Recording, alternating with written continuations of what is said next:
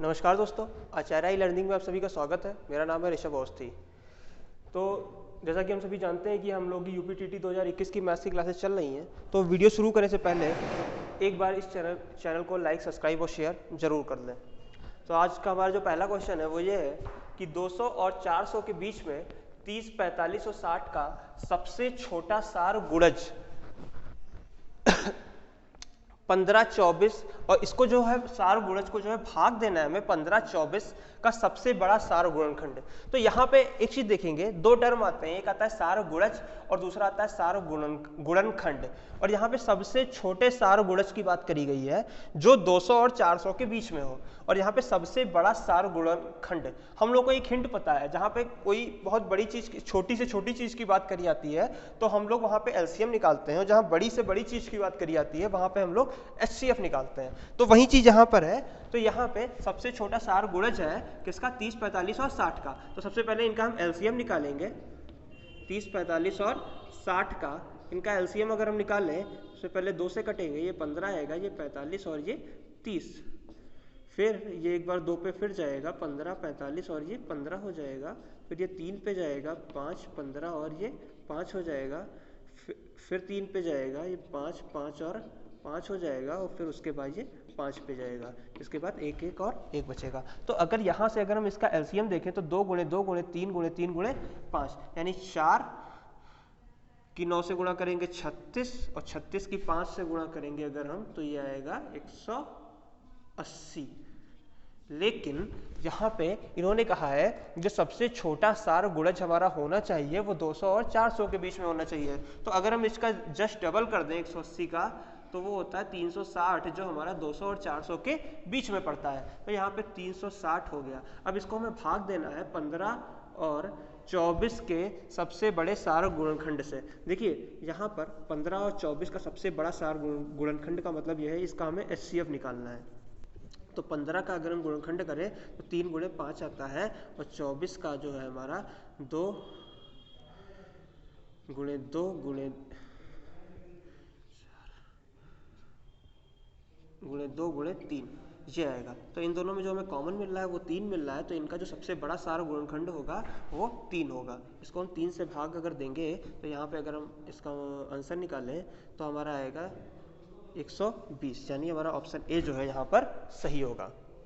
अगला क्वेश्चन है 84 के सभी धनात्मक गुणनखंडों का योग जो 7 के गुणज है। देखिए यहाँ पे 7 के गुणज है, इस चीज को ध्यान देना है हमें, इसी के हिसाब से करना है। तो 7 से अगर हम स्टार्ट करें तो सबसे पहले तो 7 ही होगा जाके, उसके बाद 14 हो सकता है, फिर 21 हो सकता है, फिर 28 भी होगा, 28 के बाद 42 भी होगा, और फिर 84 होगा। ये सारे 84 के सार गुणज हैं सॉरी गुणज हैं जो जिनका हमें योग निकालना है। अब इनका अगर हम योग कर लें तो 4, 2, 6, 8, 14, 15, 4, 19 और 7, 26। 6 लास्ट में आ रहा है तो देख लीजिए, इसी के इकाई अंक 6 आ रहा है, तो यही हमारा सही होगा। फिर भी हम निकाल लेते हैं। 8, 2, 10, 4, 12, 2, 14, 2, 16, 1, 17 और 17 और 2 हमारा 8, 4, 12, 2, 14, 2, 16, 1, 17 और 2 हमारा उधर वो हासिल आ रहा था, तो 196 हो जाएगा। तो यानी हमारा ऑप्शन सी जो है यहाँ पर सही है। अगला क्वेश्चन है 96 के सभी धनात्मक गुणनखंडों का योगफल। इस क्वेश्चन को हम देखेंगे। 96 के सभी धनात्मक गुणनखंडों का योगफल हमें निकालना है। ये क्वेश्चन शायद जो है पूरी तरीके से कंप्लीट नहीं है। इस क्वेश्चन को एक बार हम चेक करेंगे। हाँ, सही क्वेश्चन है ये, इसमें कोई गड़बड़ी नहीं है। 96 के पहली बात हम गुणनखंड देखेंगे। 96 के अगर हम गुणनखंड करें तो यहाँ पे 2 48 होगा, फिर 24 होगा, ये 12 होगा, फिर 6 होगा, फिर 3 होगा और फिर 3 होगा। तो यहाँ पे अगर हम देखें तो इसको लिख सकते हैं 2 की घात 3, 2, 5, 2 की घात 5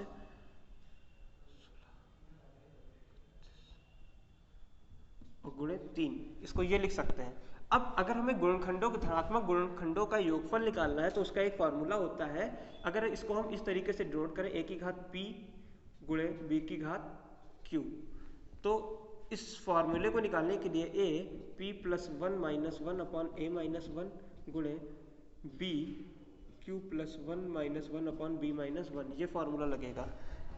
p बराबर 5 है और q बराबर 1 है, a बराबर 2 है और b बराबर 3 है। सीधे सीधे फॉर्मूले में वैल्यू रख दें। यहाँ पे 2 की घात p बराबर 5 है तो एक और घात जुड़ जाएगी, 6 हो जाएगी। 2 की घात 6 जो होता है हमारा 64 होता है। 64 में से एक जाएगा, बचेगा 63, और 2 में से एक गया तो एक ही बचेगा, तो यहाँ पे 63 एक हो जाएगा। और यहाँ पे b की घात q बराबर 1 है और 1 + 1 2 हो गया और b बराबर 3 है, यानी 3 का स्क्वायर यानी 9, 9 में से एक गया बचा 8 और अपॉन में हो जाएगा 2। ये 4 से गुणा करेगा तो 4 × 3 = 12, 4 × 24 और 25, 252, यानी हमारा आंसर जो होगा वो बी सही होगा। अगला क्वेश्चन है 21 और 49 के बीच 7 के गुणजों का योगफल। 21 और 49 के बीच जो 7 के गुणज है इनका पहले हम योगफल देखेंगे। देखिए 21 और 49 की बात करी गई है तो 28 होगा, या कि 35 होगा और 42 होगा। 28, 35 और 42। उसके बाद में इसको भाग देना है 25 और 30 का सबसे बड़ा सार गुणनखंड। तो देखिए 25 और 30 का अगर सबसे बड़ा सार गुणनखंड निकाले तो ये 5 × 5 और ये 5 × 2 × 3 होगा जाके, तो इसमें भी हमें मिलेगा जाके 5। तो सबसे पहले इन तीनों का अगर हम योगफल निकालें तो इनका योगफल होगा जाके 5 2 7 8, 15 का 5 हासिल आया 1, 4 1 5, 3 7 2 9, 95, 2 7 8 15, 5 3 8 2 10, सॉरी 105 आएगा। इसको भाग देना है हमें 5 से, इसको भाग देंगे तो आएगा हमारा आंसर 21, यानी ऑप्शन डी जो है हमारा यहाँ पर सही होगा। अगला क्वेश्चन है हमारा 210 के धनात्मक गुणनखंडों का योगफल निकालना है। तो ये क्वेश्चन भी पुराने क्वेश्चन की तरह है। 210 है, इसके हम गुणनखंड कर ले पहले, तो ये आएगा 105, फिर ये 3 से कटेगा, फिर ये 5 से कटेगा और फिर ये 1 पे जाएगा, तो ये 2 × 3 × 5 × 7। अच्छा, यहाँ पर हम देख रहे हैं एक चीज़ कि सबकी घात कितनी है, 1 1 है। तो जैसे हमने वहाँ पे a और b माना था, यहाँ पे c और d आगे मान लेंगे, इसको p q इसे r और इसे s मान लेंगे। जो फॉर्मूला हमारा होता है वो होता है a × b × c × d, इसकी घात, इसको जो है हम p इसे q, इसको r और इसको s मान लेते हैं। तो फार्मूला हम लगाएंगे a p + 1 - 1 upon p a minus 1 गुणे b q + 1 - 1 upon b minus 1 गुणे c r + 1 - 1 upon c minus 1 गुणे d s + 1 - 1 upon d minus 1। तो ये फार्मूला मेरा लगेगा। यहाँ पे a की वैल्यू कितनी है 2 और p की वैल्यू कितनी है 1, तो 2 का स्क्वायर हो जाएगा 4, 4 में से 1 गया 3, अपॉन में 1 बचेगा। फिर b की वैल्यू कितनी है 3, 3 का स्क्वायर 9, 9 में से 1 गए 8 बचे, अपॉन में 2 बचा। उसके बाद जो है c की वैल्यू है 5, 5 का स्क्वायर 25, 25 में से 1 गया 24, अपॉन 4 बचा। और उसके बाद d की वैल्यू है 7, 7 का स्क्वायर 49, 49 में से 1 गया 48, यहाँ पे बचा जाके 6, ये 8 बचेगा, ये 6 बचेगा, ये 4 बचेगा। 4 × 24, 24 3 72 गुणे 8, 8 दूनी 16, 8 7 56, 1 57, यानी 576 जो है हमारा यहाँ पे आंसर आएगा। 42 के गुणनखंडों की संख्या। देखिए ये एक नया क्वेश्चन है, इसका भी एक तरीका होता है। जैसे कि 42 लिखा है 2 × 3 × 7, इसके ये गुणनखंड होंगे।